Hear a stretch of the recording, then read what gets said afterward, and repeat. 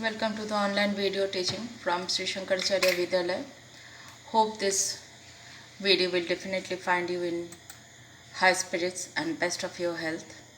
This is the second chapter, that is Trade to Territory. The company establishes power. That is the second chapter from your history.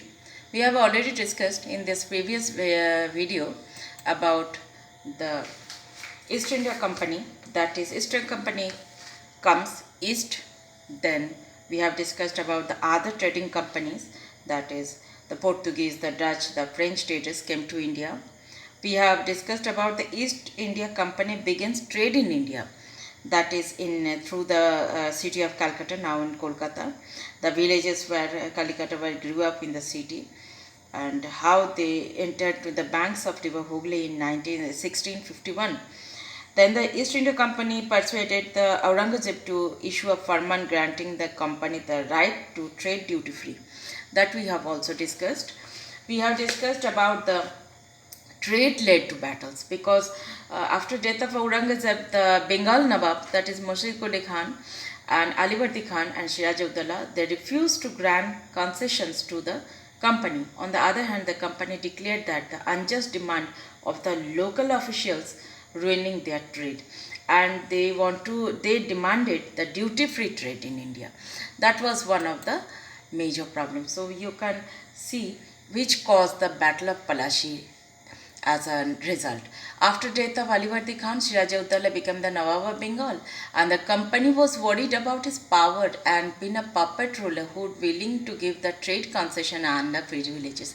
That was one of the motto of the East India Company. They wanted many of the trade concessions and many other privileges.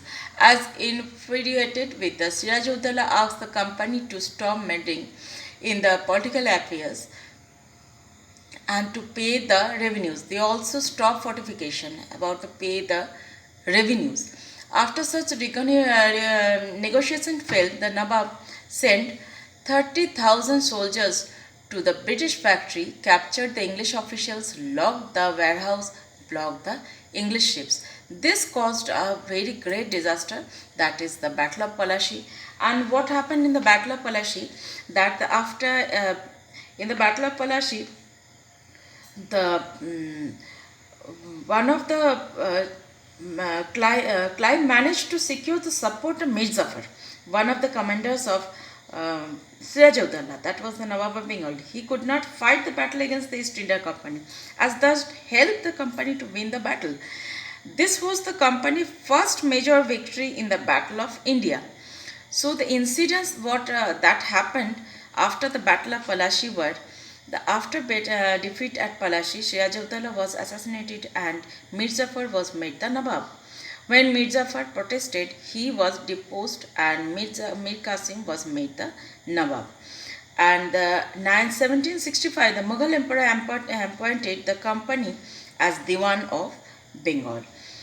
So this revenues could be used to purchase cottons and silk textiles in India, maintain company troops, and meet the cost of building in the company forts and offices at Calcutta.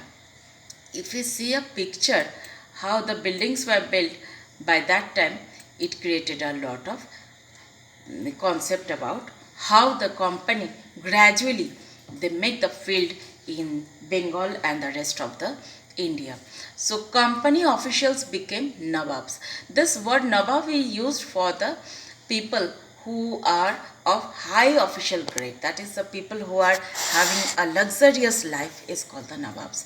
Now company officials gradually started calling them as Nawabs. After the Battle of Palashi, the actual Nawabs of Bengal were forced to give land and vast amount of money as personal gift to the company officials, because in the Battle of Palashi, Siraj-ud-Daulah was defeated, and the next king or Nawab of Bengal was in puppet in hand of the company officials. So Robert Clive himself amassed a fortune in India. He had to come to Madras from England in 1743 at the age of 18, where 1764 he left India, and his worth fortune was a huge amount of money what he gained from India. So company officials became the Nawabs.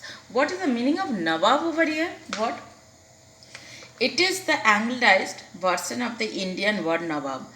That is the generally it applied to them who earned a lot of money from India and then led flashy lives in England like the Nawabs. Usually this word Nawab was used for the Indian great rulers who were having a very luxurious life with worth money and this. But gradually the company officials became the Nawab. So it is meant of the course that the company acquired more power and authority. It seems that they gradually acquiring more power and authority. Each company servant began to have the version of living like the Nawabs. And after Battle of Palashi, the actual Nawab of Bengal were forced to give land and vast sums of money personal to give to the company officials. So in this way, that company official gradually became the Nawabs. So the next part we see, I said just now the meaning of the Nawab, who earned a lot of money from India, led flashy lives in England like the Nawabs. They earned a lot of money from India and they led a Nawab-like life in when they returned to England. This was one of the process of earning the money from India by the British officials. So company officials became Nawab. It is the part what we are dealing now. Now you see the company rules expand. Company rule expands. This is what we are going to read now.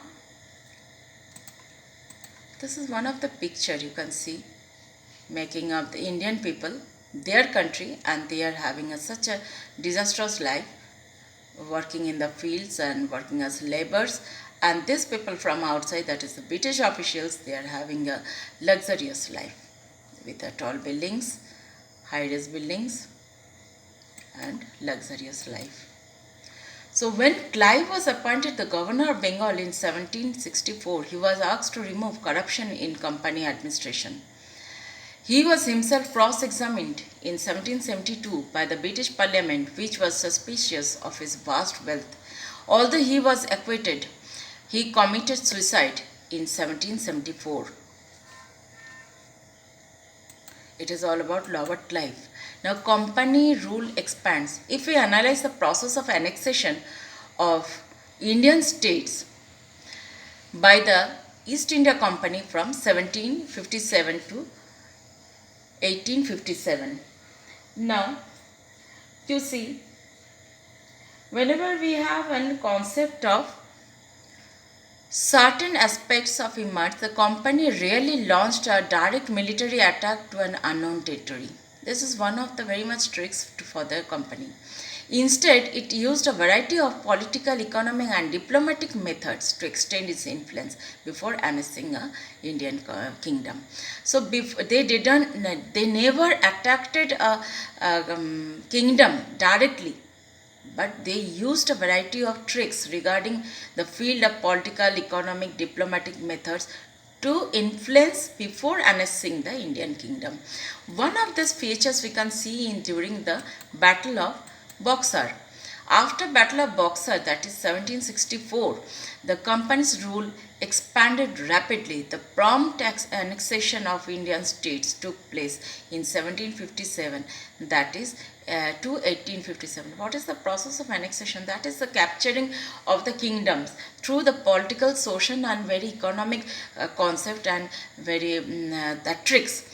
This is due to a few of the policies that were adopted by the British. Three processes are mentioned here that is very important in history, that is subsidiary alliance, claim to paramountcy and doctrine of lapse. These two we will read later. Now we are going up with the subsidiary alliance. Let us see what this means. So residence, this is a part. After Battle of Boxer in 1764, the company appointed residents in Indian states. They were political or commercial agents and their job was to serve for the company. Residents began to interfere in the internal affairs of the Indian states.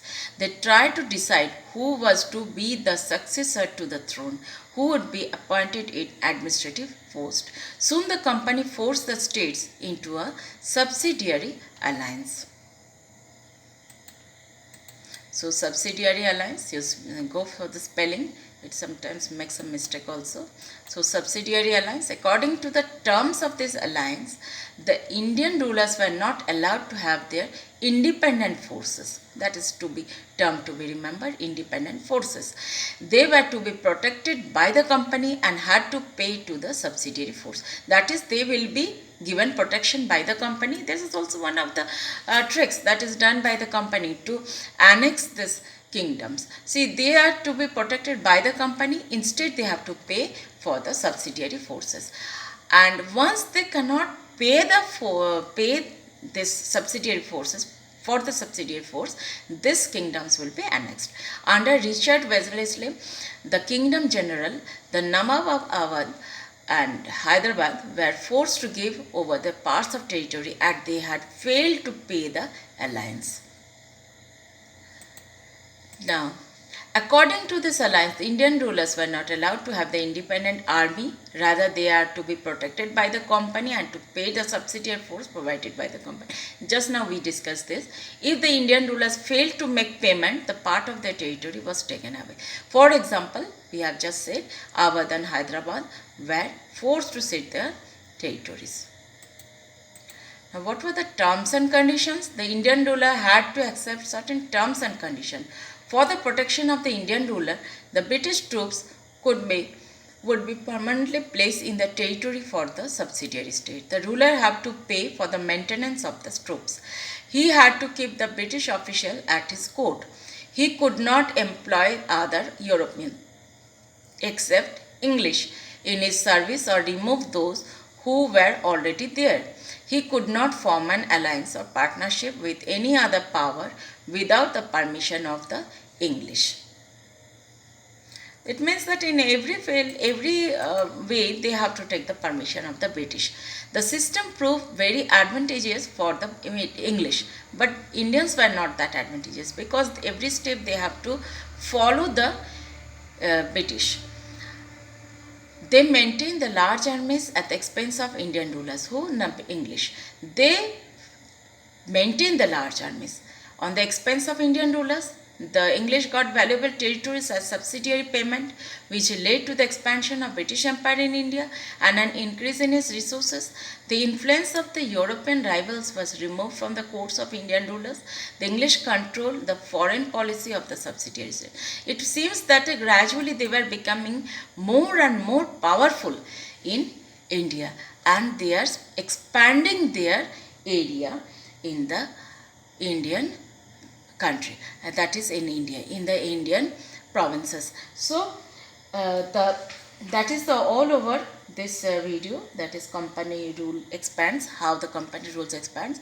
In our next video we are going to read about Tipu Sultan and the wars with the Marathas, the claim to paramountcy and the doctrine of lapse. It's one of the important part and very interesting part that we are going to discuss in our next video. Thank you and have a good time.